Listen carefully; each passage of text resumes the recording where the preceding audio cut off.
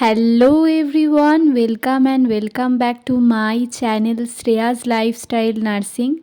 আশা করি তোমরা সবাই ভালো আছো। তো এতদিন আমি তো অনেক ভিডিও পোস্ট করেছি এবং সেইখান থেকে আমি অনেক কমেন্ট পেয়েছি তোমাদের এই বিষয়ে যে দিদি তুমি প্রাইভেট নার্সিং হোমে জব করছো বা জব করলেও তুমি কত টাকা স্যালারি পাও।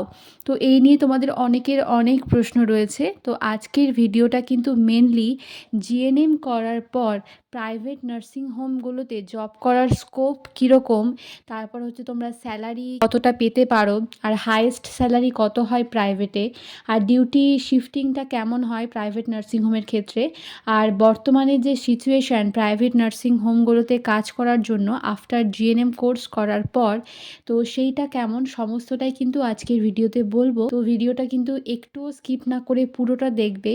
তো আশা করি যারা এই সংক্রান্ত অনেক অনেক কোয়ারি নিয়ে আমাকে কমেন্টগুলো করেছিলে, তাদের সমস্ত ডাউটগুলো কিন্তু এই ভিডিওটা দেখলে কিন্তু ক্লিয়ার হয়ে যাবে।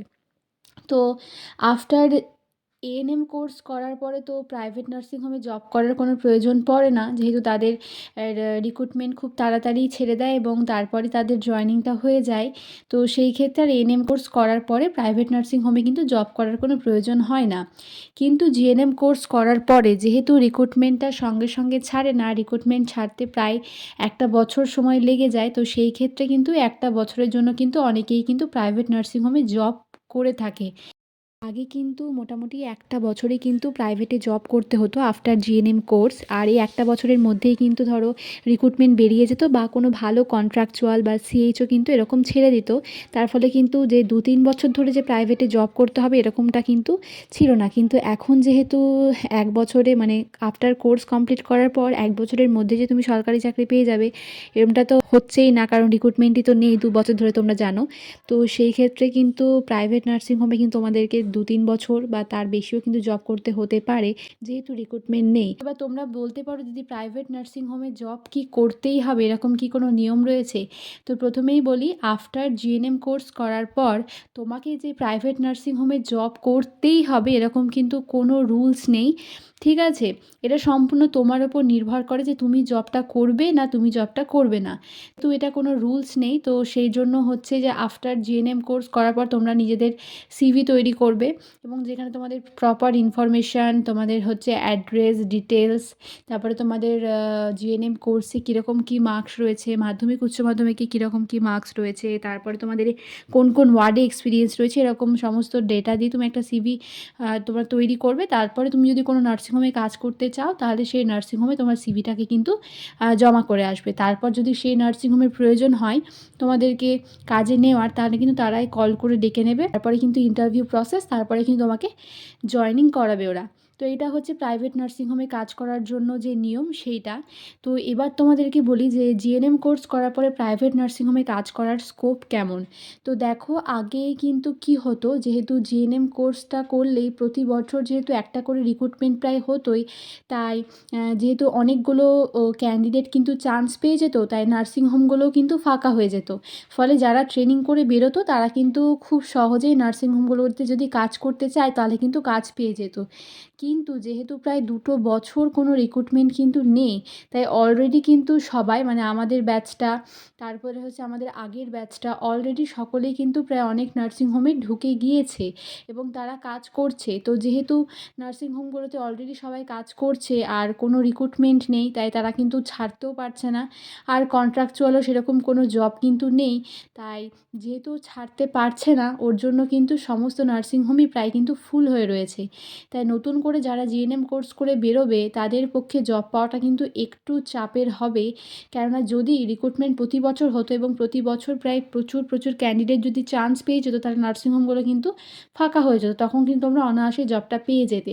কিন্তু বর্তমানে সিচুয়েশান তো তোমরা জানো, সিচুয়েশান খুবই খারাপ, যেখানে কোনো রিক্রুটমেন্টই নেই প্রায় 2 বছর হয়ে গেল, এবং তার জন্য কিন্তু সকলকে না চাইলেও বাধ্য হয়ে কিন্তু নার্সিংহোমগুলোতে কিন্তু কাজ করতে হচ্ছে। কন্ট্রাকচুয়াল ছাড়ছে না এমনটা নয়, কন্ট্রাকচুয়াল ছাড়ে।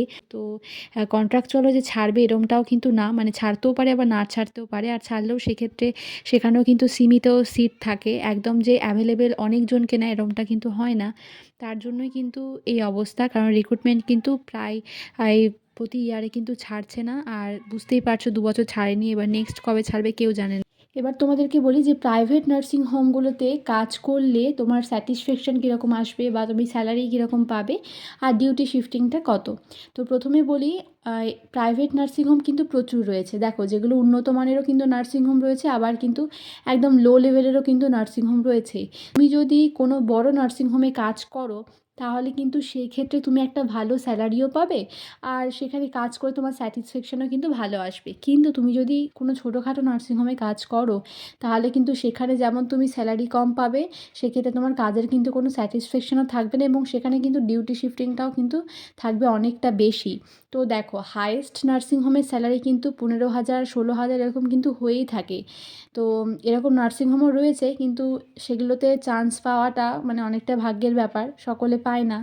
তো সেরকম নার্সিংহোমও রয়েছে, না থাকা নয়, কিন্তু সেগুলোতে চান্স পাওয়া একই কথা বললাম, যেটা একদমই খুবই কঠিন। আর যে সমস্ত ছোটোখাটো নার্সিংহোম রয়েছে সেগুলোতে তুমি যদি কাজ করতে যাও তাহলে সেই ক্ষেত্রে দেখবে ডিউটি শিফটিংটা কোথাও হয়তো 12 ঘন্টা বা কোথাও হয়তো 8 ঘন্টা এরকম। 6 ঘন্টা মানে 3টে shifting duty, morning evening night, এরকমটা কিন্তু তুমি খুব কম জায়গাতেই পাবে।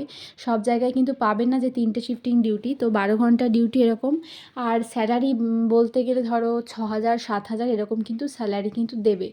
আর ওই মাঝখানে মানে যেটা বললাম, একটা হাই লেভেলের নার্সিংহোম যেখানে তুমি 15-16 হাজার টাকা কিন্তু স্যালারি পেতে পারো, আর লো লেভেলের যে সমস্ত নার্সিংহোম সেখানে তুমি ওই 5,000 থেকে 7,000 টাকা স্যালারির মধ্যে কিন্তু পেতে পারো।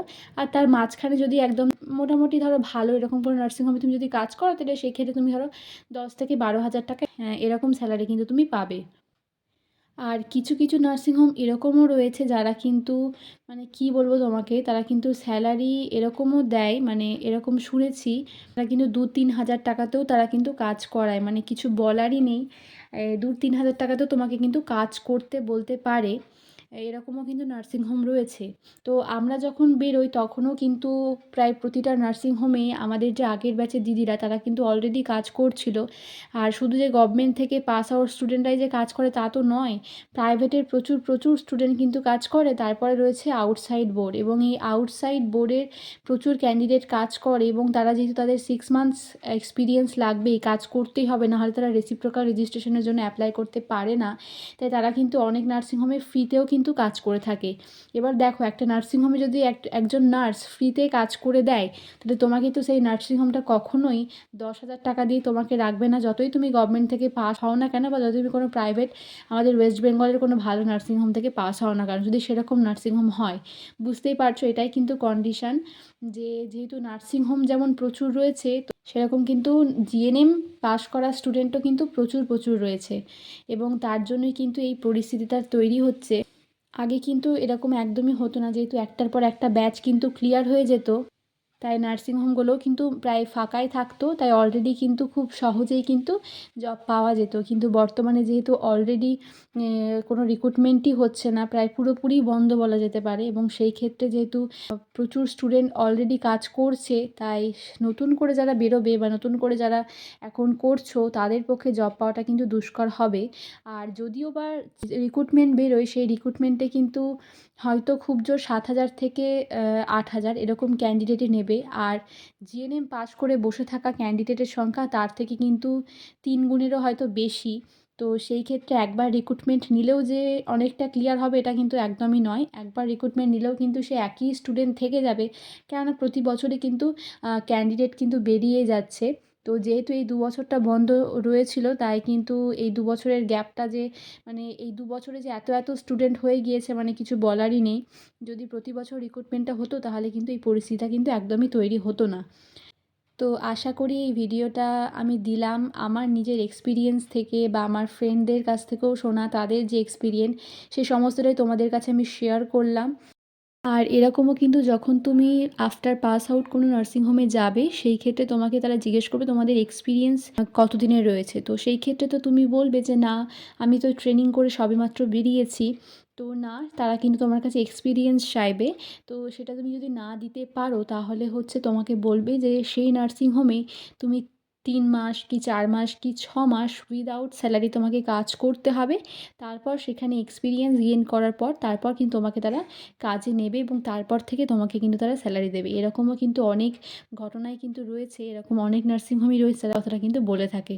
এবং ভালো, ভালো নার্সিংহোম মানে বড়, বড় নার্সিংহোমও কিন্তু একই কথাই বলে যে 6 মান্থস তাদের নার্সিংহোমে তোমাকে কিন্তু উইদাউট স্যালারি কাজ করতে হবে। তারপরে কিন্তু তারা তোমাকে 6 মান্থস পর থেকে কিন্তু তোমাকে তারা স্যালারি দেবে।